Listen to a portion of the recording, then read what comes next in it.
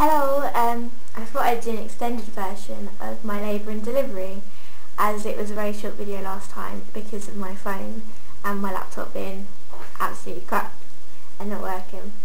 So, on the 12th of September I was in diabetic clinic, and they don't like you going over 40 weeks if you've been diagnosed with gestational diabetes. So I went in and I had a sweep, which was not as uncomfortable as I've read, and got a teething little girl. So I went in for that, and she also booked me in for a induction on the Saturday. Lily.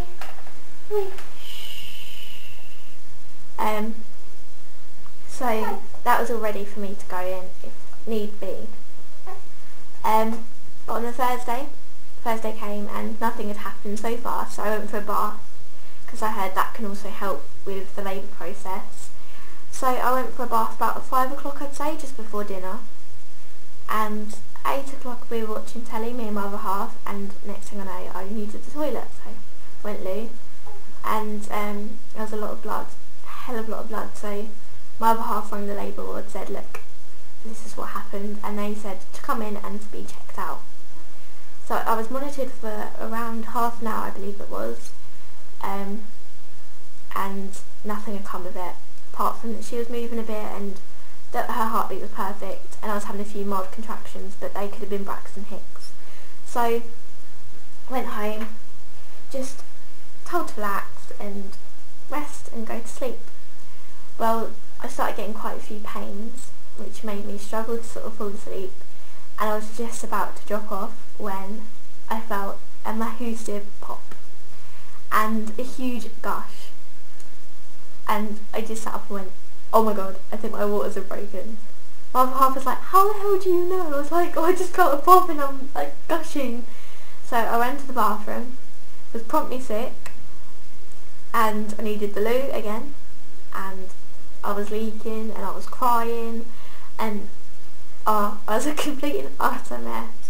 So Liam rang the labour ward again and said, we think her water's broken. So they told me to come up. This is about 11:30 at night. They told me to come up. So I got my stuff ready, took both my bags and my notes, tried to sort myself out just a little bit, trying to compose myself in a way, and went into Liam's car and started panicking in the car, saying, I'm going to leak, I'm going to make your seats wet, I'm going to leak. And yeah, I was a right mess, and he was going, it's alright, I can get the seats cleaned, and I thought I was going to be nice and calm, but obviously not. So anyway, we get to the hospital and I'm put into a labour room and I'm sick again, and they take my pad off me and check, and it's definitely more waters. So they were going to send me home at this point, but the point where I was actually being sick and there was nothing coming off apart from my acid in my stomach, they didn't want to send me home just to make sure. And they gave me an anti-sickness injection, which was so painful, it was unreal. But hey, it did stop me being sick, and my contractions started from there. I had an app on my phone which measured contractions, how long they were and all that, and at 4 o'clock in the morning I was roughly every 4 minutes, and they were lost in a minute. But I don't know whether that was panic as well, because they seemed to calm down a little bit later. But I was checked about 4:30 and I was 4 centimetres, and I was like, I can't handle this, I really can't. I was in tears. So I was like, can I have some pain relief please? And they gave me gas and air, which was brilliant. I was completely and utterly out of it. And I got my other half to call my mum, and she turned up, and my dad turned up apparently, and I don't remember my dad turning up very well.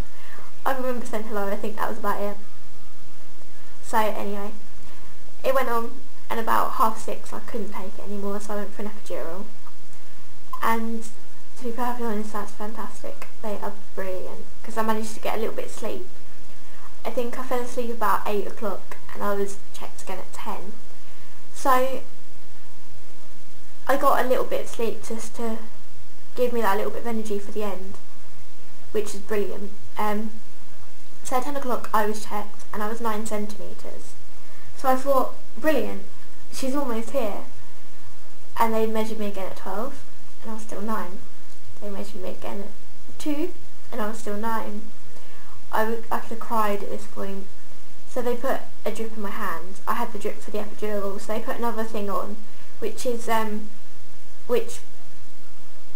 hormone that fastens the contractions, which took me up to 10, about 3:30 in the afternoon, and she was born at 4:59 exactly, and she was taken straight off me.